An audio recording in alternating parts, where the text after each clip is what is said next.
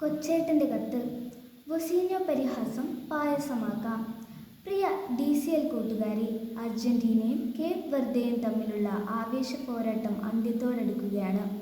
അമേരിക്കയിലെ Miami stadium 2026 FIFA world കപ്പിലെ ഏറ്റവും വികാരഭരിതമായ രംഗങ്ങൾക്ക് സാക്ഷ്യം വഹിക്കുകയാണ്. ജനകോടികളുടെ രോമാഞ്ചമായ കാൽപന്ത് കളിയുടെ മഹാരാജാവ് ലയണൽ മെസ്സിയുടെ 5ലധികം ഷോട്ടുകളാണ് കരിങ്കൽ ഭിത്തിയിൽ ഇടിച്ചു തെറിക്കുന്നതുപോലെ ഗോൾ മുഖത്തിൻ്റെ നാനാവശങ്ങളിലേക്കും ചിതറി വീഴുന്നത്.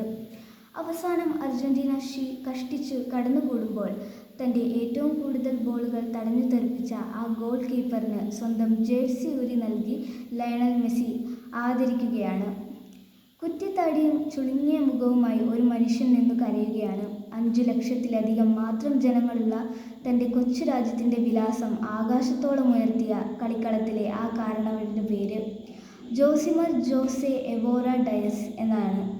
എന്നാൽ അയാൾ ഇന്ന് ലോകമെമ്പാടും അറിയപ്പെടുന്നത് കുഞ്ഞു മുത്തശ്ശി എന്നർത്ഥം വരുന്ന വൊസീഞ്ഞോ എന്ന ഓമന പേരിലാണ്. 1986 ജൂൺ 3 കേപ്പ് വെർദെ രാജ്യത്തിലെ സാവോ വിസെൻ്റ് ദ്വീപിൽ അദ്ദേഹം ദരിദ്രനായി ജനിച്ച വൊസീഞ്ഞോയാണ്. പിതാവ് പട്ടാളത്തിലും അമ്മ കൂലിവേലയ്ക്കും പോയതിനാൽ മുത്തശ്ശനും മുത്തശ്ശിയും വളർത്തിയതിൻ്റെ പേരിൽ കുഞ്ഞു മുത്തശ്ശി എന്ന കളിപ്പേര് സ്വന്തം ഔദ്യോഗിക പേരാക്കി മാറ്റിയ വൊസീഞ്ഞോയാണിത്.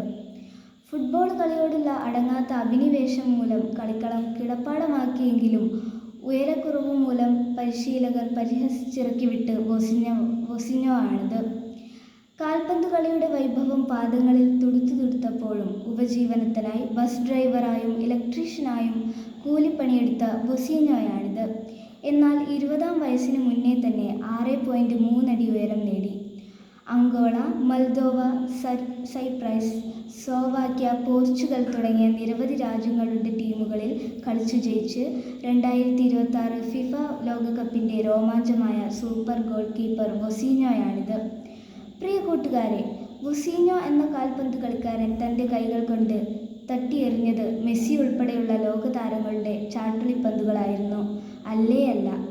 കളിക്കളത്തിൽ അയാൾ സാധുകം സശ്രദ്ധം ഗോൾ മുഖത്ത് മിഴി പൂട്ടാതെ നിന്ന് നാനാവശങ്ങളിൽ നിന്നും പലരും വീശിയടിച്ച പന്തുകൾ കൃത്യമായി തട്ടിമാറ്റിയിട്ടുണ്ട്.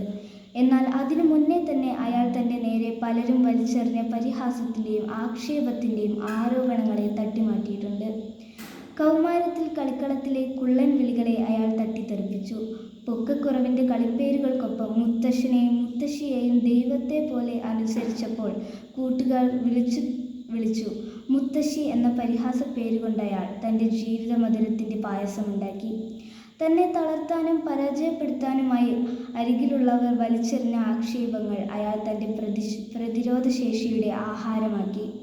കൂട്ടുകാരെ, ജീവിക്കാനും അതിജീവിക്കുവാനും നിങ്ങൾ പരിശ്രമിക്കുമ്പോൾ നിങ്ങളുടെ പരിസരത്തു നിന്നും ഉയരുന്ന പരിഹാസങ്ങളെ പായസം പോലെ രുചിച്ചിറക്കാൻ നിങ്ങൾക്ക് കഴിയും. ഗാലറികളിൽ ഇരുന്ന് കമൻ്റ് അടിക്കുന്നവർ മെയ്യണങ്ങി കളിക്കുന്നവരല്ല, വെറും കാണികൾ മാത്രമാണെന്ന് ഓർക്കുക. നിങ്ങളുടെ വിജയത്തിനായി കളിക്കാൻ നിങ്ങൾ മാത്രമേ ഉള്ളൂ എന്നറിയുക. വിജയാശംസകളോടെ സ്വന്തം കൊച്ചേട്ടൻ.